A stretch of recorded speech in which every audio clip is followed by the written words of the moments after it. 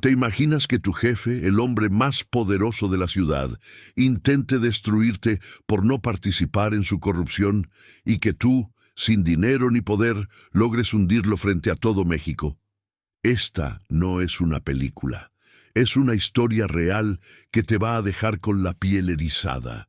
Quédate hasta el final, porque cuando escuches cómo este empleado le dio la vuelta a un monstruo con traje, vas a sentir una satisfacción que no olvidarás. Si crees que los poderosos deben pagar por sus abusos, dale like ahora mismo y suscríbete, porque lo que vas a escuchar te va a encender la sangre.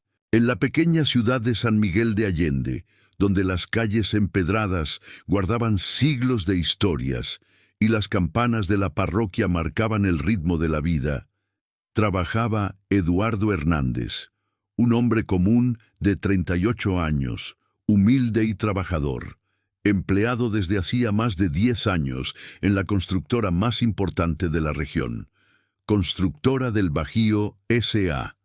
La empresa, dirigida por Rogelio Santamaría, un hombre de traje impecable, sonrisa falsa y contactos políticos en todos los niveles, era conocida por levantar edificios y carreteras, pero también por sus contratos sucios con el ayuntamiento. Eduardo siempre había hecho su trabajo sin meterse en problemas, cuidando cada plano, cada cálculo, cada ladrillo. Era de esos empleados que nunca faltaban, que se quedaban hasta tarde y que cuando otros pedían favores, él siempre decía, claro que sí.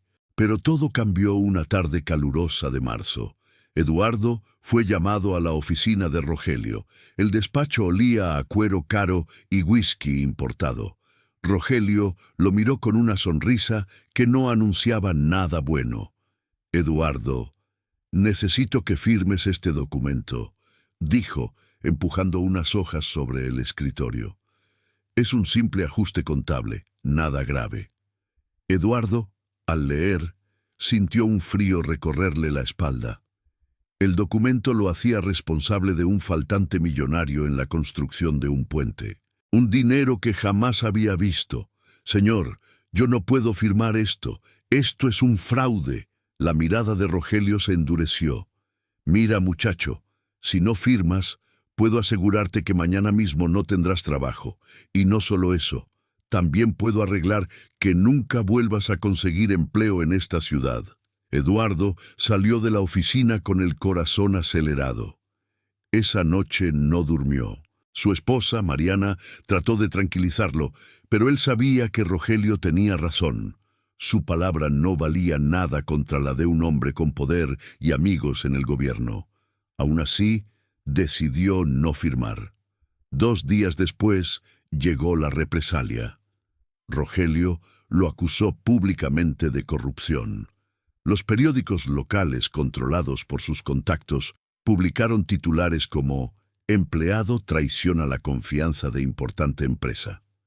En cuestión de horas, su reputación quedó destruida. En el mercado la gente lo miraba con desprecio. En la escuela, su hijo fue insultado. En la iglesia, algunos se alejaban de su familia. Eduardo sentía que todo se derrumbaba. Era el inicio de una guerra desigual. Rogelio tenía poder, dinero y aliados. Eduardo solo su integridad. Y unas cuantas carpetas con copias de documentos que por instinto había guardado en secreto. Si esta historia te indigna, deja tu comentario para que más gente sepa cómo operan los poderosos. Las semanas siguientes fueron un infierno para Eduardo. La constructora lo despidió por pérdida de confianza, y Rogelio, usando sus contactos en el municipio, logró que ninguna otra empresa de la región le ofreciera empleo. Cada puerta que tocaba se cerraba en cuanto escuchaban su nombre. Su cuenta bancaria se vaciaba rápido. Mariana comenzó a vender postres en la plaza para alimentar a sus hijos, mientras Eduardo hacía trabajos eventuales cargando bultos en el mercado. Pero lo peor estaba por venir. Un viernes por la tarde, cuando regresaba a casa, 2 patrullas lo interceptaron en la esquina de la calle Hidalgo. Los policías, sin mostrar orden de arresto, lo subieron a la patrulla como si fuera un delincuente. «Orden directa, Hernández», dijo uno con una sonrisa burlona. Hay una denuncia en tu contra por robo de materiales en la obra del puente. Era una mentira descarada, pero suficiente para llevarlo detenido. En la celda húmeda y oscura de la comandancia, Eduardo escuchaba a los otros detenidos reírse de su desgracia. Sabía que Rogelio estaba detrás. Pasó 2 noches ahí sin poder hablar con un abogado, hasta que finalmente un juez, amigo cercano del empresario, dictó que debía enfrentar un proceso penal. En un solo movimiento, Rogelio había manchado su nombre, destruido su sustento y puesto su libertad en juego.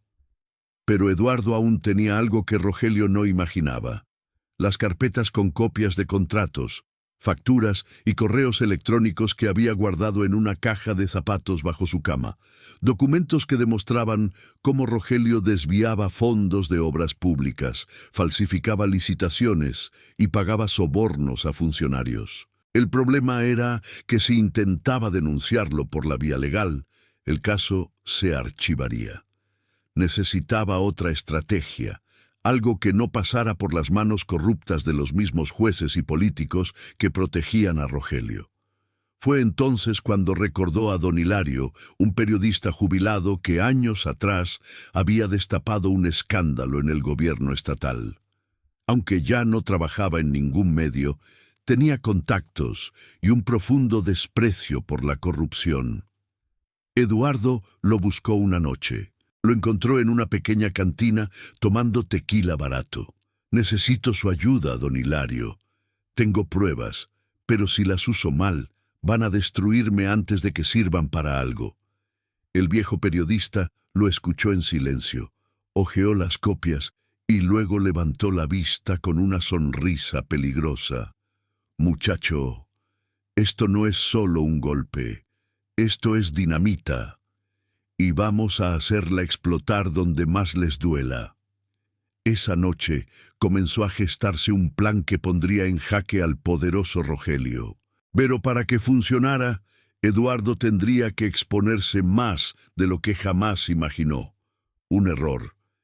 Y no solo perdería la batalla, sino posiblemente su vida. Si crees que Eduardo merece ganar esta guerra, comparte esta historia para que más personas la escuchen. Durante semanas, Eduardo y don Hilario trabajaron en silencio. El plan no consistía en entregar las pruebas a una autoridad local. Sabían que todo se encubriría, sino en llevar la información a donde Rogelio no tuviera tentáculos. Don Hilario contactó a un antiguo colega que ahora trabajaba para un medio nacional con reputación de no venderse al poder. Las pruebas fueron revisadas minuciosamente. Contratos falsos, transferencias a cuentas en paraísos fiscales, facturas por materiales que jamás llegaron y hasta audios en los que Rogelio negociaba sobornos con un funcionario del ayuntamiento. El periodista nacional aceptó publicar la investigación, pero pidió algo más: imágenes y testimonios directos para que nadie pudiera desmentir la historia. Ahí entró la parte más peligrosa. Eduardo, con una pequeña cámara escondida, se infiltró en una reunión donde Rogelio y un proveedor discutían cómo inflar el presupuesto de un nuevo proyecto. Fingiendo ser un trabajador que traía documentos, dejó la grabadora en una carpeta sobre la mesa. El audio captó cada palabra: risas, cifras infladas y la promesa de repartir el pastel entre políticos y empresarios. A finales de mayo, la investigación salió publicada en el portal y en la televisión nacional. El escándalo fue inmediato. Titulares como "Empresario de San Miguel vinculado a fraude millonario" y "Red de corrupción expuesta con pruebas contundentes" inundaron las redes. La presión social creció al punto de que el gobierno estatal no tuvo más remedio que abrir una investigación real. Rogelio fue detenido públicamente en su propia oficina, esposado frente a las cámaras. Los mismos medios locales que antes lo protegían ahora transmitían su caída, intentando limpiar su propia imagen. Eduardo, por su parte, fue invitado a dar entrevistas contando su versión. La gente en el mercado volvió a saludarlo. En la escuela, su hijo escuchaba a otros niños decir que su papá era un héroe. El día que Rogelio fue sentenciado a más de 12 años de prisión por fraude y cohecho, Eduardo se quedó afuera del juzgado mirando el cielo despejado. No gritó, no celebró. Solo respiró profundamente. Había recuperado su dignidad, pero sabía que el costo había sido alto. Mariana lo abrazó fuerte. Valió la pena, ¿verdad? Él asintió. Siempre vale la pena no vender la conciencia. En la plaza, mientras caminaba con su familia, un joven lo detuvo para darle la mano. Gracias por demostrar que incluso un jefe poderoso puede caer si un empleado leal decide luchar.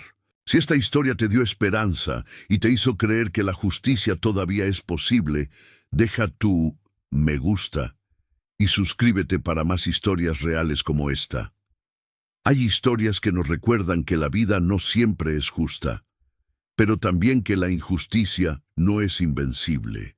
Lo que vivió Eduardo es la misma pesadilla que muchos mexicanos enfrentan, un sistema donde el poderoso parece intocable, donde el que tiene dinero y contactos puede aplastar al que solo tiene su palabra.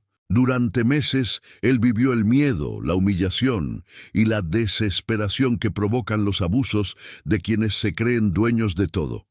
Pero también nos enseñó algo más, que la dignidad no se vende y que la verdad, aunque parezca débil, puede ser la herramienta más poderosa para derribar gigantes. Eduardo no tenía abogados caros, no tenía escoltas, no tenía padrinos políticos. Tenía pruebas, coraje y la decisión de no agachar la cabeza. Su victoria no fue solo personal. Fue un mensaje para cada trabajador, cada ciudadano, que alguna vez ha sentido que está luchando contra un muro. Los muros caen cuando encontramos la forma correcta de empujarlos, y a veces esa forma no es la violencia, sino la estrategia, la paciencia y la voluntad de exponer la verdad donde más duele. Hoy, Rogelio ya no es el hombre intocable que controlaba contratos y medios. Hoy es un ejemplo de que la corrupción tiene consecuencias, aunque tarde en llegar. Y Eduardo, ese empleado al que intentaron destruir, camina por su ciudad con la frente en alto, sabiendo que dejó una huella que ni el tiempo ni el poder podrán borrar. Si esta historia te tocó el corazón, comenta qué habrías hecho tú en el lugar de Eduardo. Dale me gusta para que más personas la conozcan y suscríbete para escuchar más casos reales donde la justicia, tarde o temprano, siempre llega.